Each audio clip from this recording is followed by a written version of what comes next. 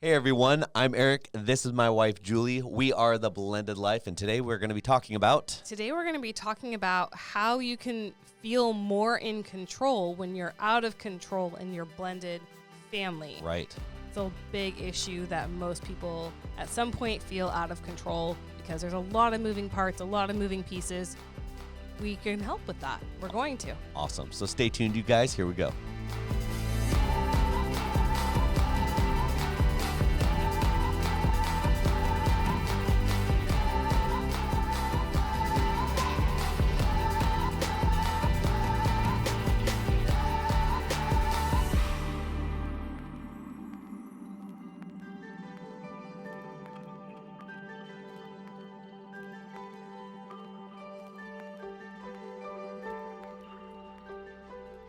Okay, so welcome back, you guys. Where are we going to start today? Well, we're talking about how to gain control in your blended family. And so I think the best thing to do is to give you 5 useful steps to do so in a really powerful and profound way. So when we think about losing control or feeling out of control in our blended families, what comes up for you when you consider how someone might feel out of control in their blended family? Like for men, what does that look like? A lot of things that come into like thought or mind or play for me is having a say in parenting. I feel like when you're trying to co-parent with someone, things can get out of control because you don't have all the say, or it's not always your way. The other thing is just in your new household, your blended family household, the parenting aspect can get very convoluted and very hard because you are most likely the bio parent to a kid or kids and a step parent to kid or kids. And that can make a very hard dynamic that makes you feel out of control or maybe not even out of control, but not in control. Yeah. So what might you do? Well, I don't want to ask that. What I'm getting at is we have adapted coping skills. When we feel out of control, we react and behave in ways that make us feel in control. Right. So even when we get angry, our anger is a way to, and resentment. When we feel out of control, if we hold anger and resentment in, it's our way of not letting people off the hook and being in control because we're going to hold resentment and anger and be able to put that on people or relationships to either keep them at a distance or let them know that, hey, see me, hear me, because I feel out of control. And I think if we look at it that way, we would all be like, hey, that's probably not healthy. Resentment, bitterness, anger really isn't going to bring us closer together and help blend our families. And so, but before we go into the 5 ways to gain control in your blended family, what I want to do is have like a call to action. And we usually do call to actions and coaching at the end. But here's the deal. I want to challenge you guys, if you're listening or viewing this, to pause this, or if not, then, if you're unable to do this right now, then write this question down and talk about it with your significant other. Because the first step in figuring out how to gain control is figuring out where you feel out of control.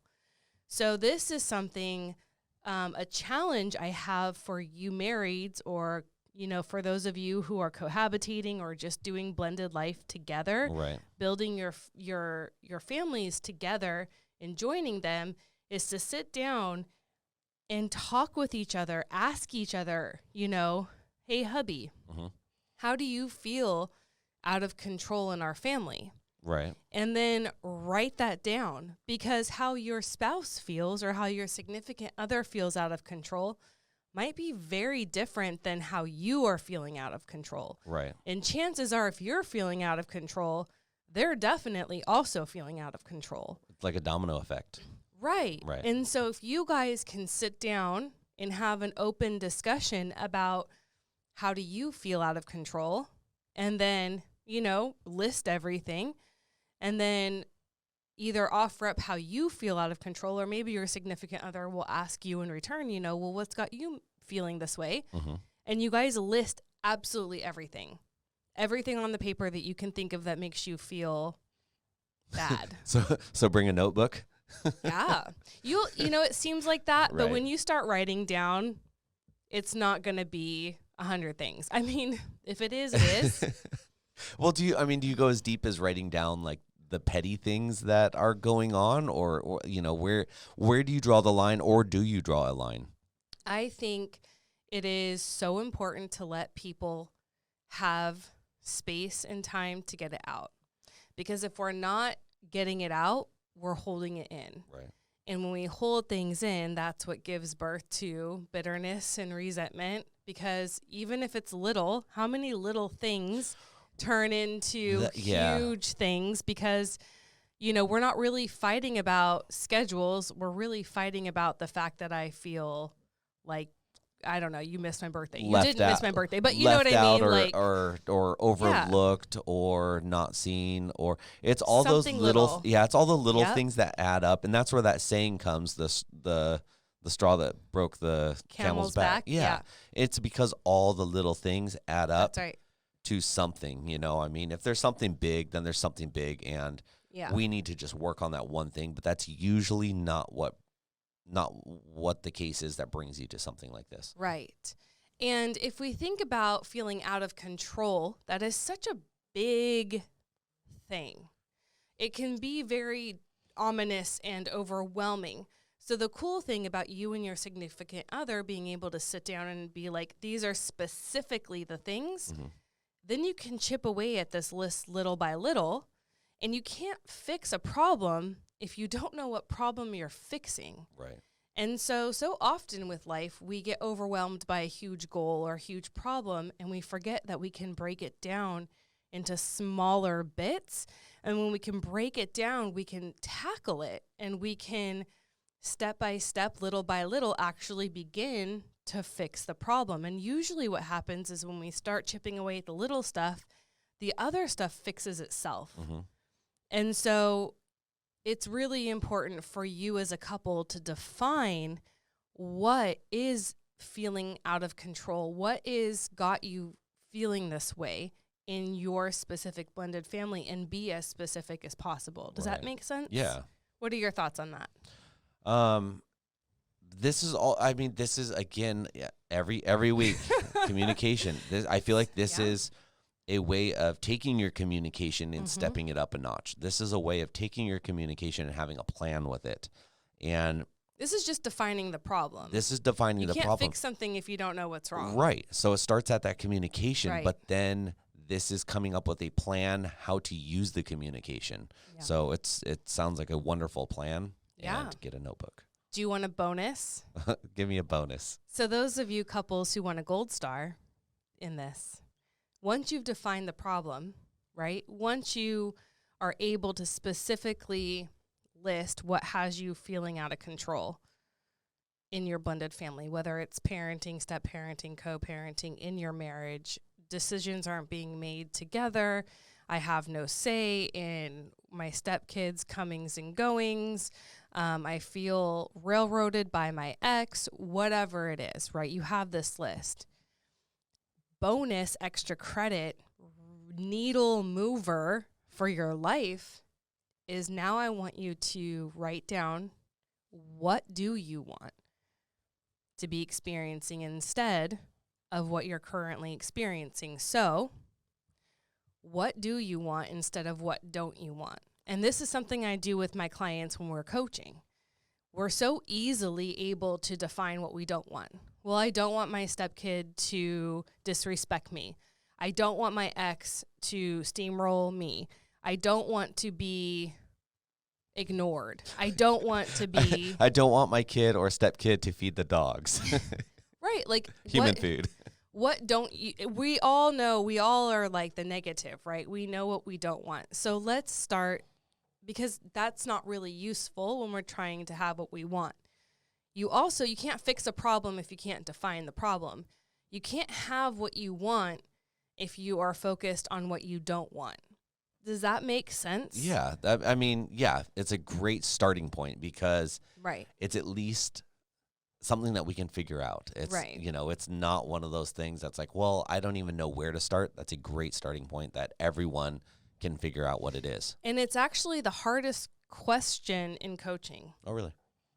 It is really hard to actually be able to define and come up with what you want. Mm-hmm. What do you want? That's the hardest question anyone gets asked. Really? They have no idea. If Everyone I were to thinks ask they you know. what you want, Everyone thinks they know. what do you want in your step-parenting life? Oh, my step-parenting life? I can't talk about that on air. Not really, but...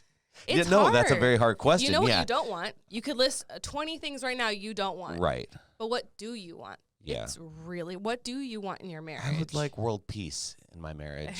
And, it's a very loaded question too, because then you're like, all right, well, I have a broad overview of maybe what I want in my marriage and in my blended family, but it also starts to turn into a ginormous tree, right? It's like, this is what I want, but this is also what I want, and it trickles down and keeps turning into something more and more and more, and that's probably a great thing. That probably is what hones it down into specifics, right? Yeah.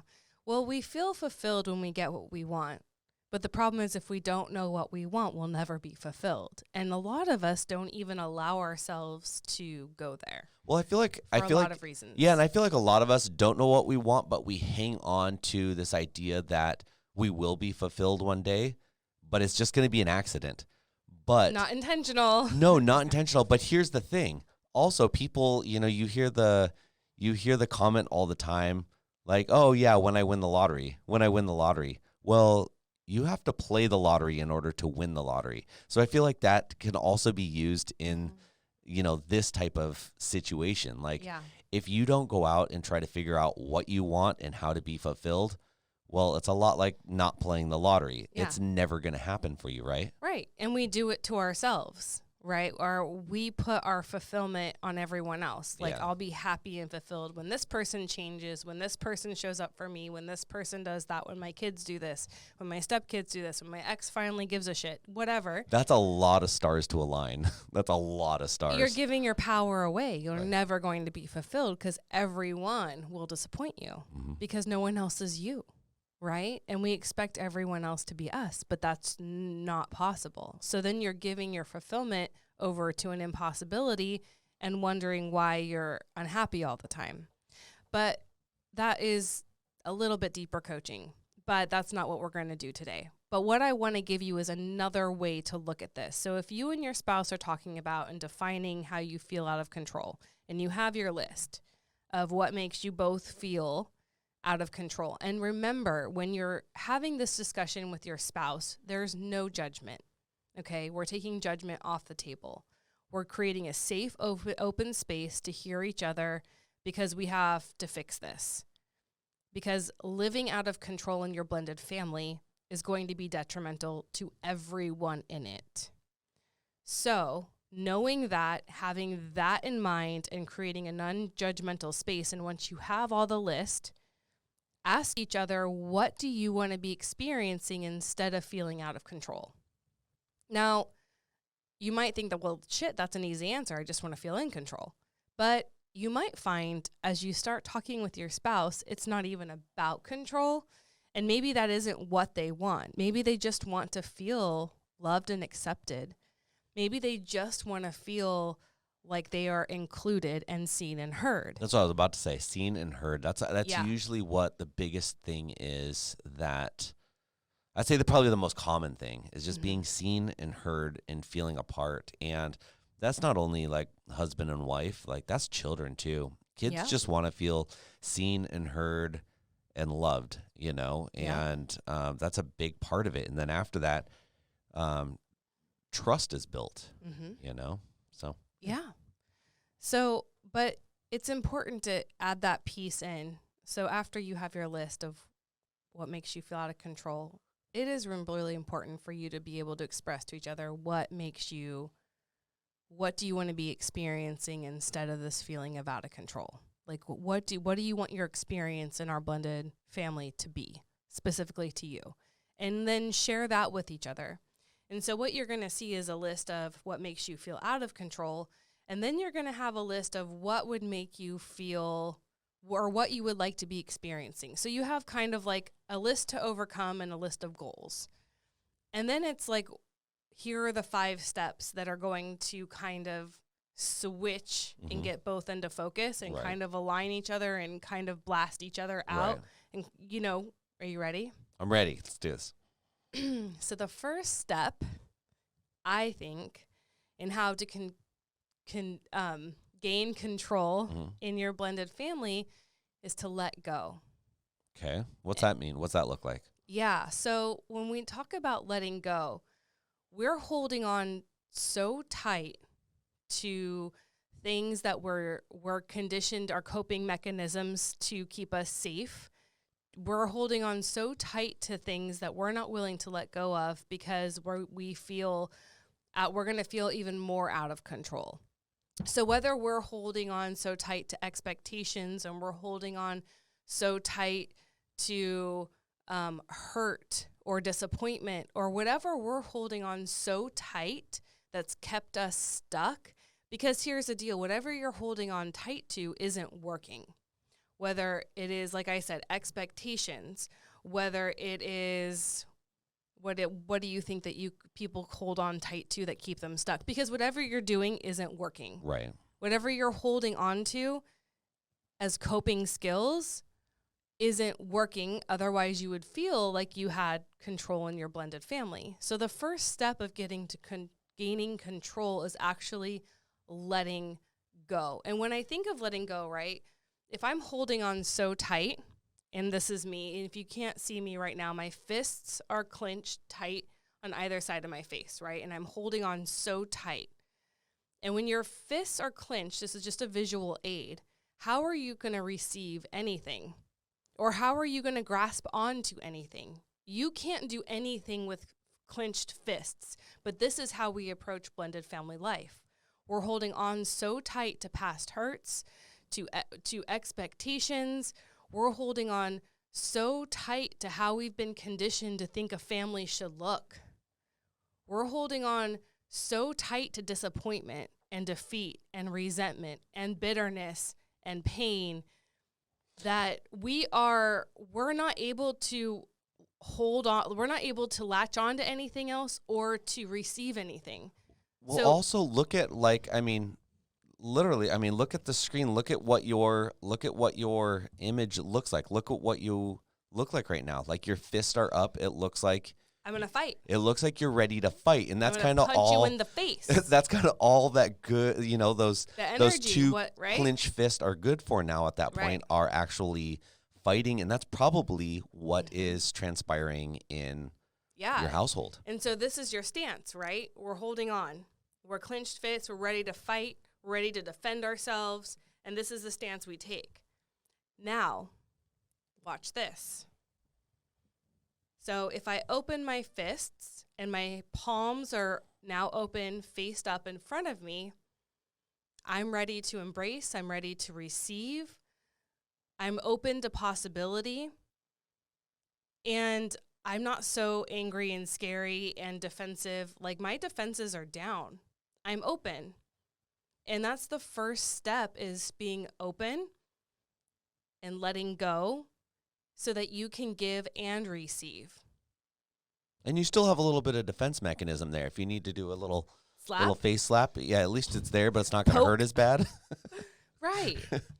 So what are some things that you think that, men might need to let go of, as far as when it comes to you think of a man and being in control of their blended family and being the head of the household, and that's got to be really frustrating for a man to feel like I'm the head of the household and that's how I'm supposed to be, but I have no control, and that makes me feel what? Yeah, out of control. And, man.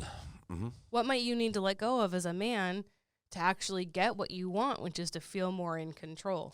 Well, I think that a big thing that has always been a man seeker is, or, seeked by men is, that that 100% respect, head of the household, where everything we say and everything we do is what goes, and we're the be all end all, which I think in blended families, you have to not soften up as a man and as the head of the house, but you need to soften up in terms of extending grace. You need to soften up in terms of extending grace to your wife, your children, your stepchildren, and realizing we're kind of all in this together. It's not an easy situation. There's a lot of learning going on. I think in blended families, even though we're whole and we look whole and we feel whole as individuals, there's something missing, whether it be your past divorce, whether the kids be, they're with a biological parent, but whenever they're with a biological parent in a blended family, they're always also with a step parent. You know what I mean? So there is a little piece missing, even though it's whole and it feels whole and it looks whole. To an individual, there is a piece missing. To a child, when your children are with you, they're with their mom, but they are not with their dad. They're with their stepdad, which but that's they might, not the same. Right? It just isn't. Right, which they might love and respect, and Right. and it might be a good thing. But there's always these little subliminal things that people might not realize and might not get.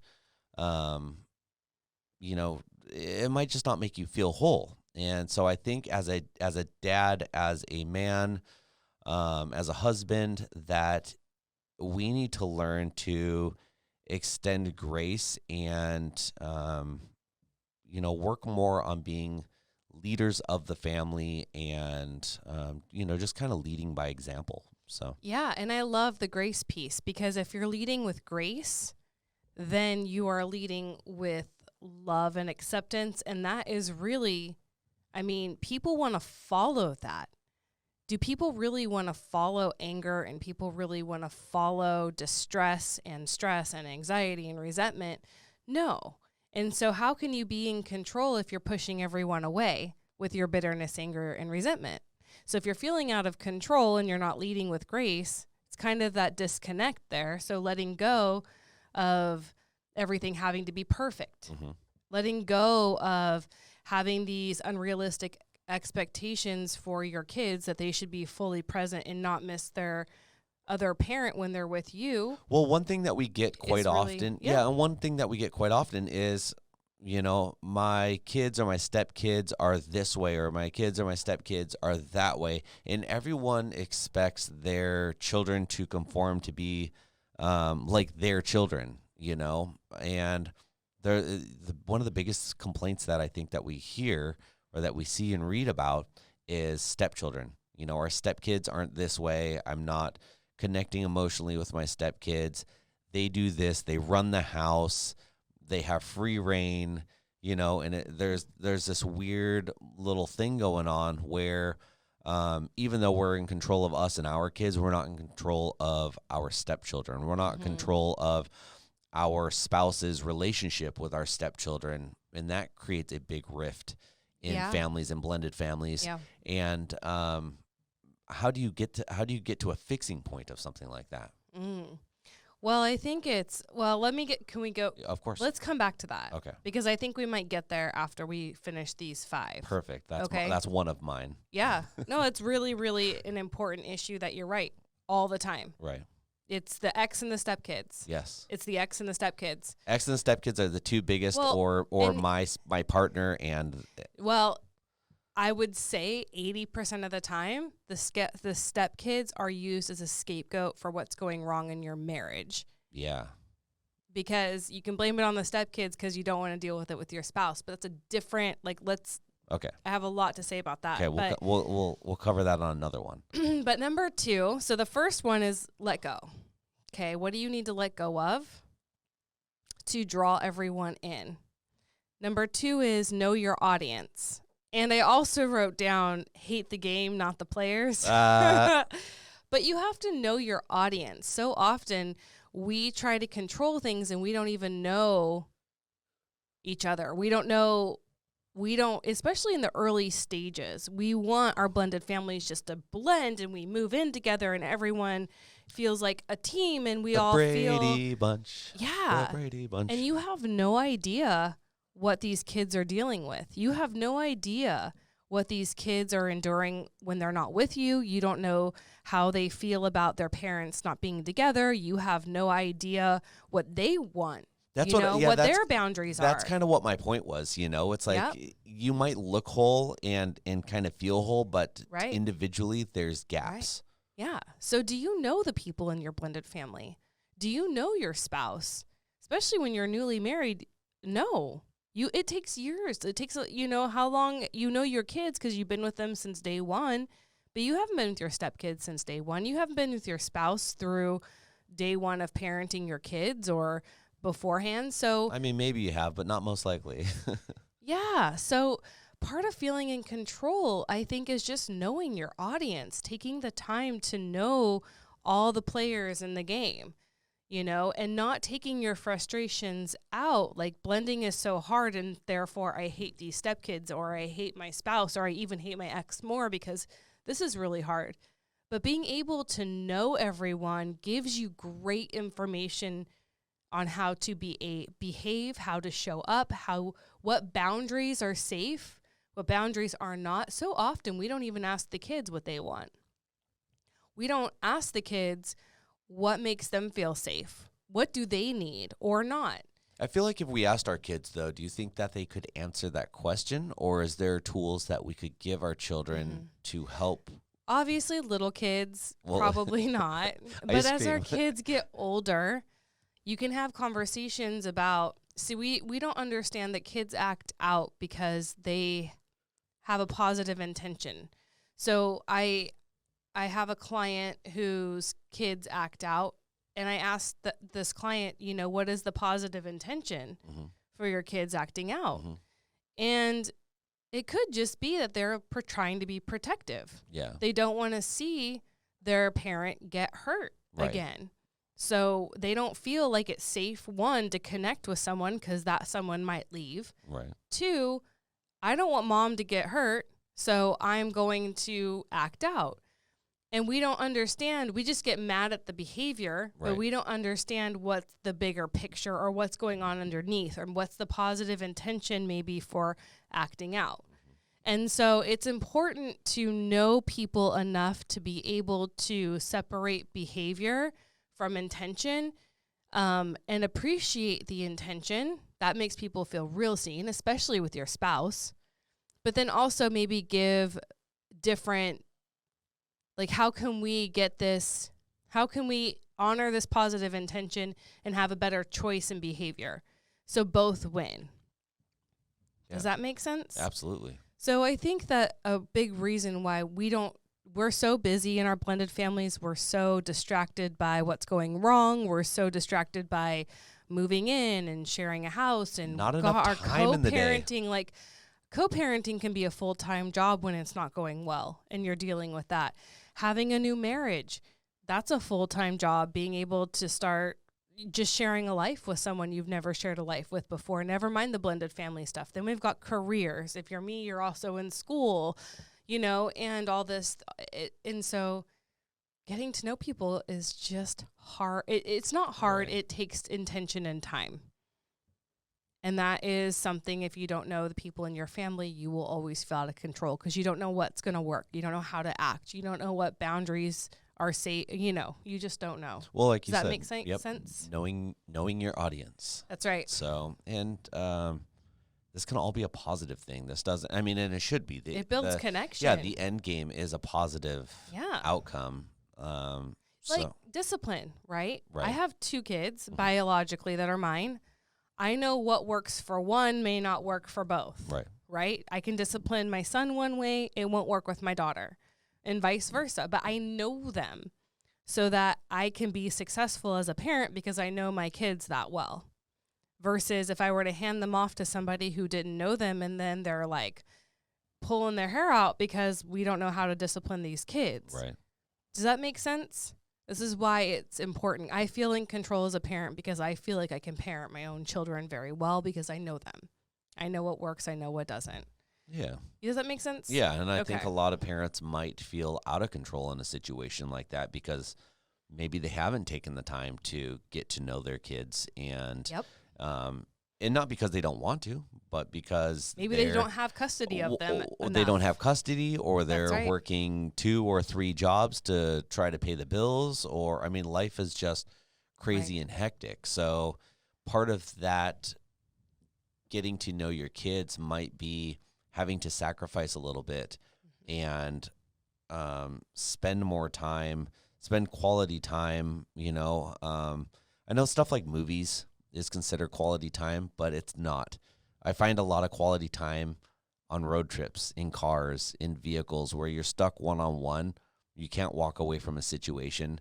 You're in it. Confined. Yeah, you're confined to it. Going on walks, if you're near a beach, going on a walk on the beach, or going on a little hike, or around the neighborhood. There's a lot of time to stop and talk and explore. And if you have really little kids, maybe taking them on like a little scavenger hunt. You've done what was it, like your color hunt that you went on? That Oh, my color walk? Your color walk. Yeah. Yeah. It's just a way to So there's little redirect. ideas. Yeah. So if it's something, you guys are like, hey, we need some ideas how to even start here, shoot us a message or leave us a comment. And then also, if you guys do have good ideas, leave us comments and let us know your ideas to connect. That could be creative. That might help others. Because again, blended life, us, we're here to help everyone kind of connect and find their way. So Yeah. yeah. Very good. And I think also don't just write off that you know your spouse. I think a lot of us don't know our spouses. We don't ask enough questions. It's like after we get married, we stop being curious. Well, and maybe it's weird because like we're not dating anymore or something. Well, maybe they do know their spouse. Maybe we do know one another, but just because I know you right now doesn't mean I know you 10 years from now or 20 years from we're now. We're always changing. I feel like we're always changing, so we should always be learning. Right. And I think that you should have to, do you know what your spouse likes in the bedroom, in the kitchen? On dates? Do you know if your spouse wants to go on dates? Do you know what quality time looks like to your spouse? Do you know if that even matters? Like, do you know what they want, what their interests are, or not? Do you assume that they'll just like what you like? There's a lot of things I don't think we're curious about with our spouses. We just assume a lot when it comes to our spouses. So just get curious. Like, don't stop communicating. Don't stop the conversation. Ask them. There's something you can learn about your spouse every day till you die. Here's a little bit of a challenge. There's a lot of people that say, and I'm just thinking this up right now as we go, as I do quite often. Here's a little bit of a challenge. A lot of people are like, yeah, my spouse is my best friend. But think back to high school or college, your best friend, and how often you hung out with them, and the things you did with them, and the things you know about them, and probably still know about them, and you're probably still in touch with them. And at the end of the day, it might actually be more.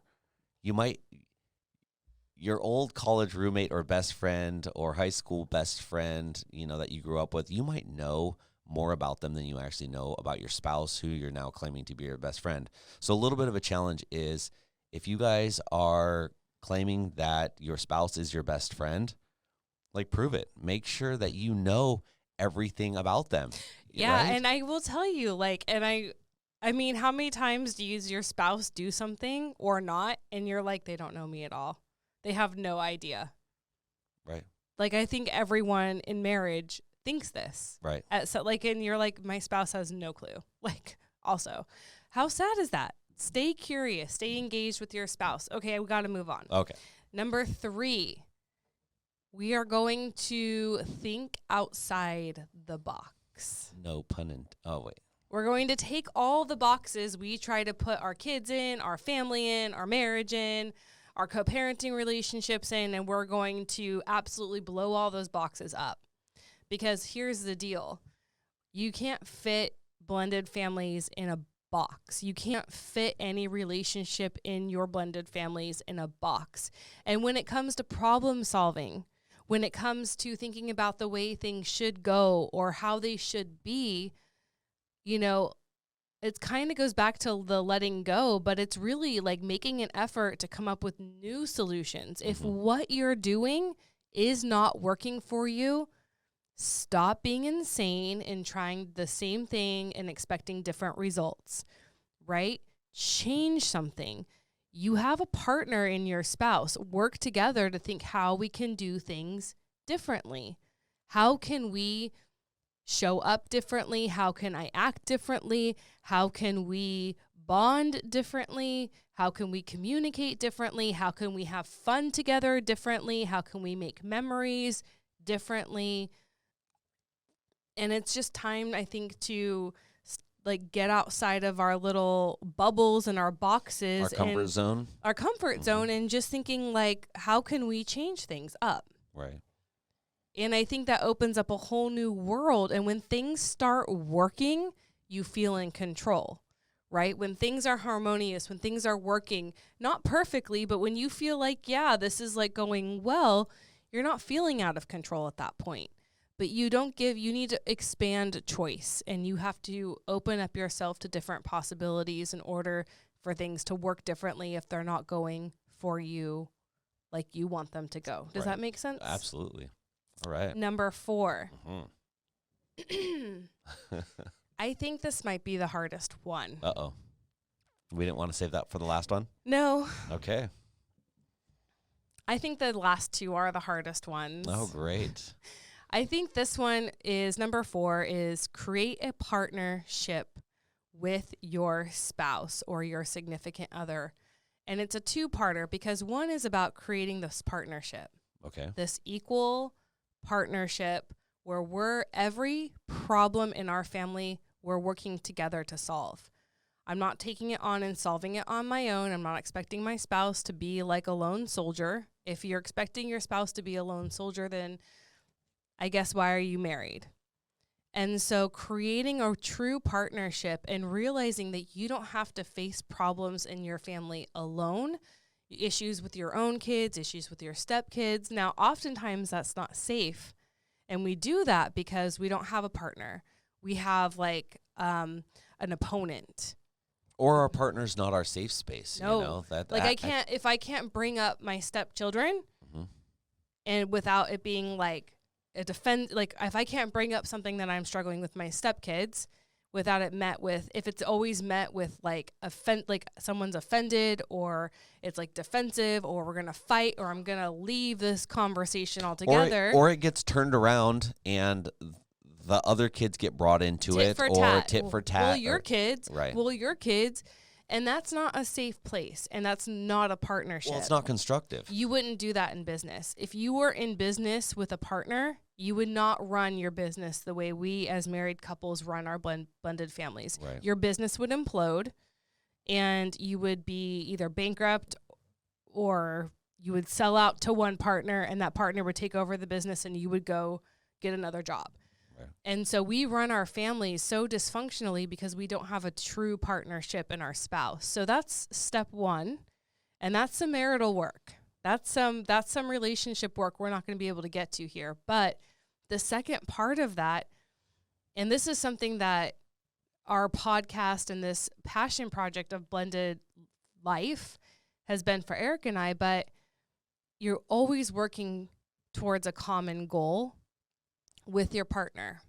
So you have a partnership, that's step 1, but then having a common goal to work towards, whether that is we're going to flip a house, we're going to plan a vacation, we're going to write a book together, we're going to, I don't know, what are some other common goals? We're going to restore a car, or we're going to, yeah, there's so many. But have something that you're a goal that you're working towards together, because I think a lot of people just get lost in, we have this partnership, but what are we doing with it? What's the point of it? Yeah, where are we going? Where is it headed? What's the direction? There's just, and start little. If you guys are like, I have no idea where to start with something like this, maybe it's, hey, we're going to pay off our credit cards. Financial goals are great. It could be something small. It's we're going to buy a vehicle. We're going to I don't know. It's just there's so many things in everything that we mentioned right now might look so much different than when you're like, well, I got a goal. I got a different goal. So again, if you guys have goals that are just great creative things, leave a comment and let us know about the goals. And then hit that like button while you're doing it. Yeah. So partnership and have a common goal. The last one is don't let the tail wag the dog. A huge reason why adults feel out of control in their blended families is because the kids are running the show. I feel like in a blended family, the saying should go, don't let the tail wag the donkey. Because we're just a bunch of asses or what? It's just a thing, like it's thing. not, we're just not a normal thing. So but it is taking your power back. And this kind of goes with the partnership, but it is really taking your power back as the adults in the blended family. The kids running the show, the kids acting out and manipulating and lying and misbehaving to get what they want and getting it is going to make anyone feel out of control in their family, right? The kids being allowed to pit two households will ruin your co-parenting relationship and make you feel out of control in your co-parenting relationship, and then make the step-parent feel out of control because they're like 2 times removed and they have to watch and hear and live the shit show that they can't do anything about. And now you just feel crazy. And then you feel crazy. And the kids are also probably, if they're in control in your blended family, affecting your marriage. Which is also affecting the children. And maybe not so much right now. It is affecting them right now because it's affecting everything. But this is going to then become a way of life. It's going to become a manipulative way of life. Yeah, that's right. And they're going to only know how to manipulate because that's the way things are. And it's going to feel normal to them. It's going to feel natural to them.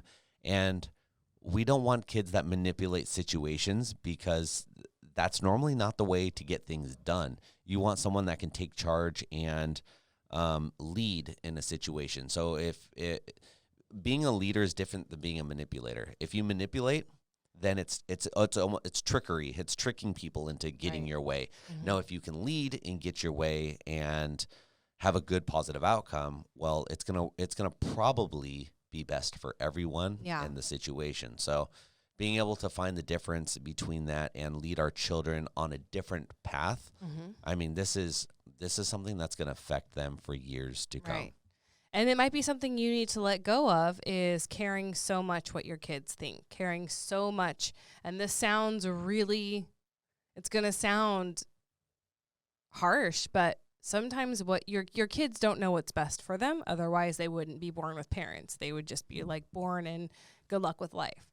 And so maybe you have to let go of caring so much how your kids feel and what they think and their opinions and the guilt that comes along with it. Because if you're letting emotions lead and you're letting your kids lead your family, I mean, that's destruction. And it's a world of just out of control doesn't even begin to describe it. So it is taking your power back as a team, as a married couple, not as a stepmom or a bio parent, but really like deciding between you and your spouse that we are in control of this family. We are going to be a partnership. We're going to have a common goal, and we're not letting the tail wag the donkey anymore. Yes. So a very good way to start with that, and I feel like we started talking about something like this a couple of weeks ago, is start with the simple things. Start with dinners, for instance.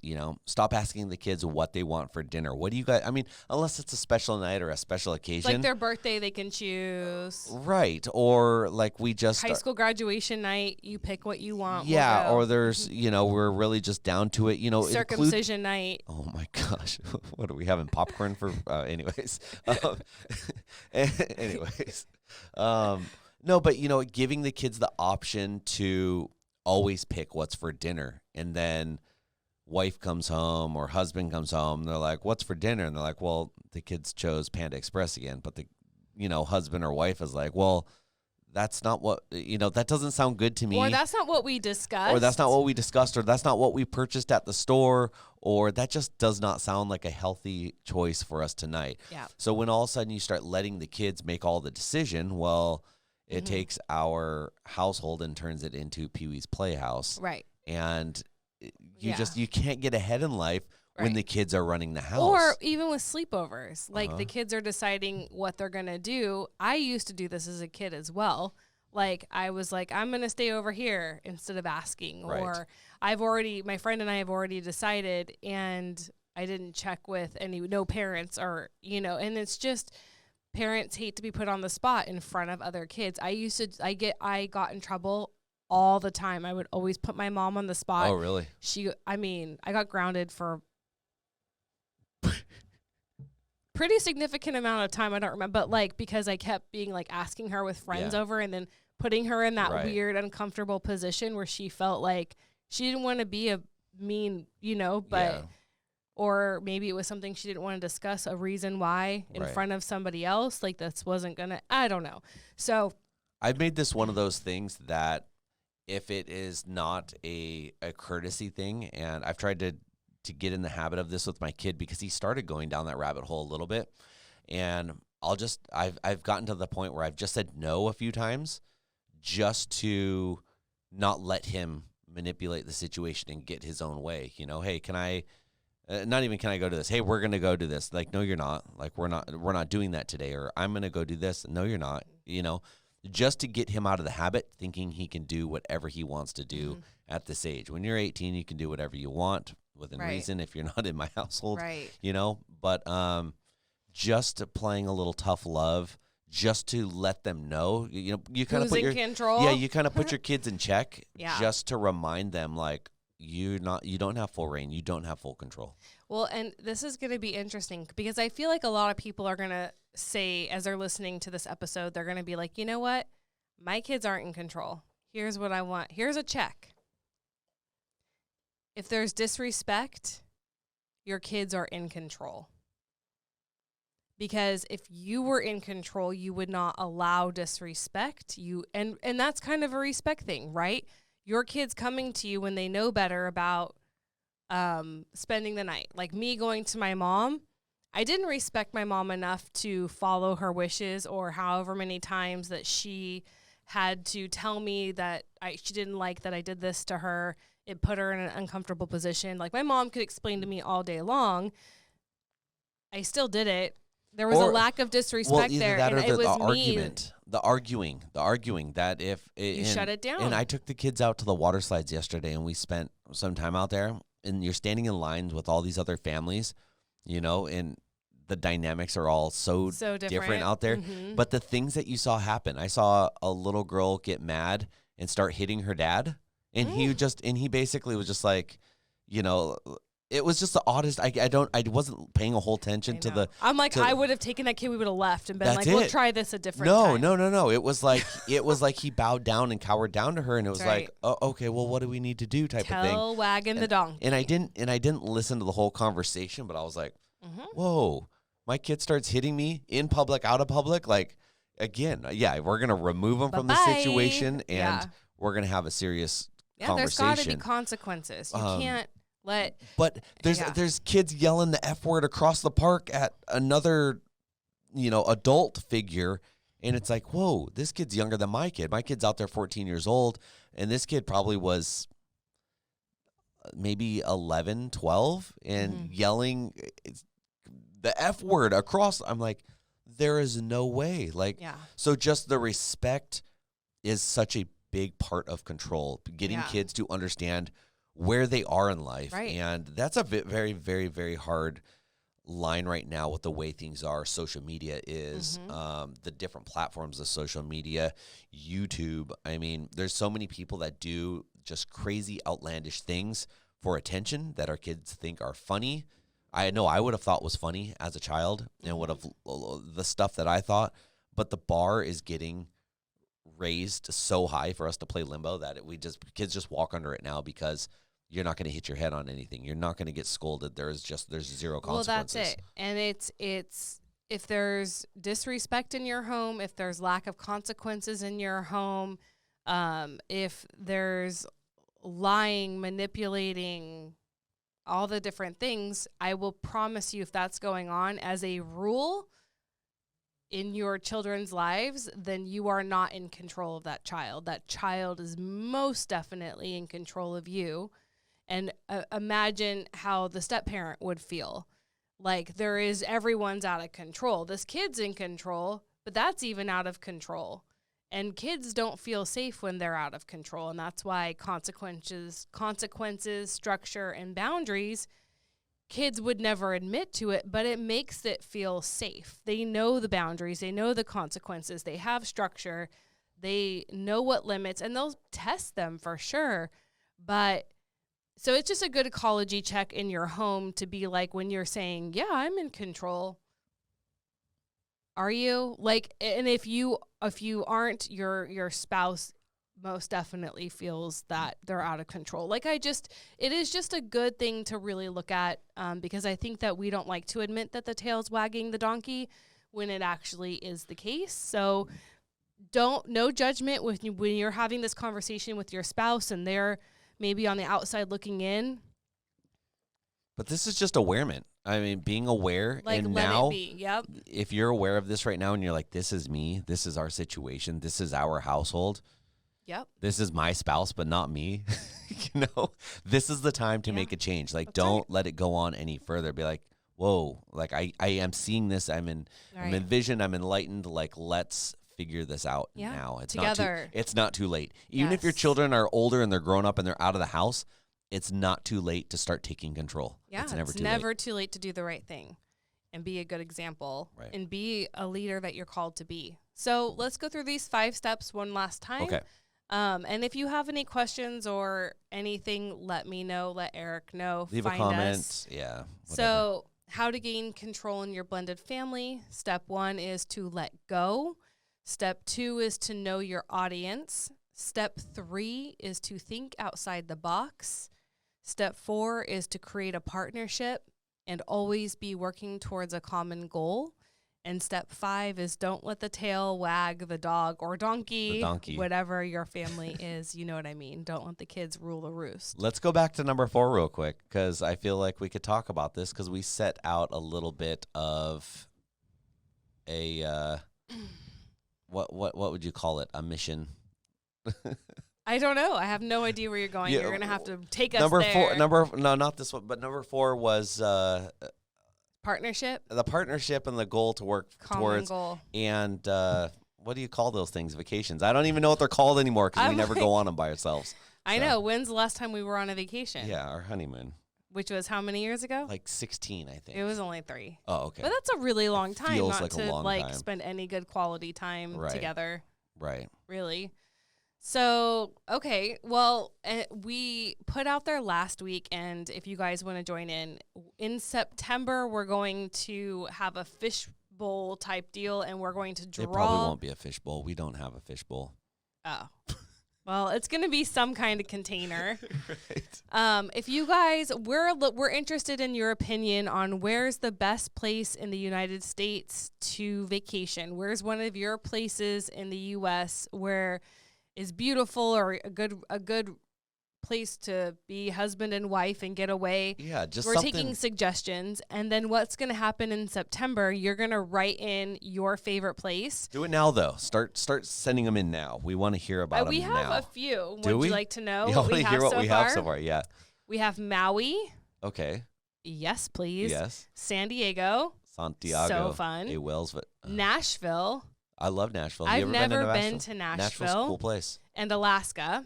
Okay. I love Alaska. I've been there a bunch. Those are what we have so far. Okay. So we want suggestions. So write in any format, whether it's Instagram, Facebook, YouTube, leave a comment. Let us know your favorite place. What we're going to do is we're going to put all these places in a container, and then in September, we're going to draw one out and go there. Is that the way? We're just going to draw it out. It doesn't matter. So if it ends up being Maui, we're going to Maui. Yeah. All right. Well, I'm going to rig this one a little bit. I know we're all putting in our favorite places we want to go. No, not really. We're going to do it. It'll be fun. Yeah, we're going to do it right. But and then we're going to show it on our new Instagram on account. our new Instagram account, Blended Life Raw, which if you guys don't know about that, check in our bio. We have a new thing that we're running called Patreon or Buy Me a Coffee. That helps support our channel and what we're doing and support you guys and kind of keep this podcast and video series going. But what we're going to do when you guys subscribe to that, at different level tiers, there's different level things. But one of them is getting into our private account that we're going to do more of a vlog style and blog style posting. So on our vacation, we are going to vlog a lot of what we're doing. Not all of what we're doing, but a lot of what we're doing. Maybe all of what we're doing. Oh my gosh. And yeah, the kids are coming too. No, it's no just kids. You and I. It's just us. All right. So it'll be fun. So there's going to be a lot more interacting and everything. But like I said, if you're listening to this, if you're watching this, check out down in the description below. Yeah. And, get involved, and it helps support us. It helps support you guys because that's ultimately what's going to keep us going here. So yeah, and write in suggestions in the U.S. because we still are. I can't wait to hear some more. We're not millionaires yet, so we're going to have to stay in the common goal. Common goal. Okay, but a common goal to be able to afford to go out of country. Out of country. That'll be our 3-year goal. Our 3-year goal. Okay. So help us figure out where we're going to go, and we're going to take you guys along. So that'll be super fun. So write in all your suggestions. Before we leave, I want to remind everyone we are doing a read-along in September. We're going to be reading Grace-Filled Step Parenting by Lori Short. Link in bio, in Instagram, and in our video, you'll find the link as well. It's $10 to buy each week. We're going to read 2 chapters. I'm going to go on Instagram Live each week to discuss. I might bring you guys on and split screen and answer your questions and talk about this book. It's like your best friend wrote it and you're reading it. It's super amazing. I can't wait. If you want, to get it free. If you sign up in a coaching program before September, I'm gifting you this book for signing up. You'll be getting it in your welcome package. Also, I'm tacking on 15 minutes to our sessions in September to discuss one-on-one and be coached one-on-one. Also for free, right? Also for free. That's an upgrade. It's an upgrade. So it's a bonus you're getting if you sign up before September. You'll get this book, and you're going to get in September for that month, you're going to get extra time on our sessions to actually just discuss one-on-one these chapters and be coached through anything you need to be coached through regarding step parenting. Lori, hopefully the author, will come on our podcast at the end of the 5 weeks and answer your questions. So it's a great time to start jotting down questions you're going to have for her as we read. And she's going to hopefully come on and discuss this book and answer your questions. And I feel like as people are going, if they do have questions, they can actually type them on Instagram. I've seen her very active with the community and being part of everything. So if you guys have any questions for her or just want to know more, feel free to reach out and we can put you in contact or look for her on Instagram. That's right. So yeah. So what a neat thing. New ways to connect with us. We're looking to also grow and expand and have different ways to serve you guys and to connect with you guys and to help this is really our passion project, to make blended families and people in them feel not alone, to make you feel seen, heard, understood. You don't have to do this alone. We're here. Thank you guys for being part of our extended blended family. Being part of our number 4. Yeah, being part of our number 4. We appreciate it. Yeah. All right, you guys. Well, thank you for being with us. We're the Blended Life. And don't forget to subscribe, hit that thumbs up button, and then ring that little bell if you're watching this on YouTube, because it'll give you all the notifications to let you know when we release, because we don't seem to be the most consistent ever, but we will be releasing them all the time. So thank you guys just for being here and supporting us and helping us support you guys. And we'll see you next time. Bye. Bye.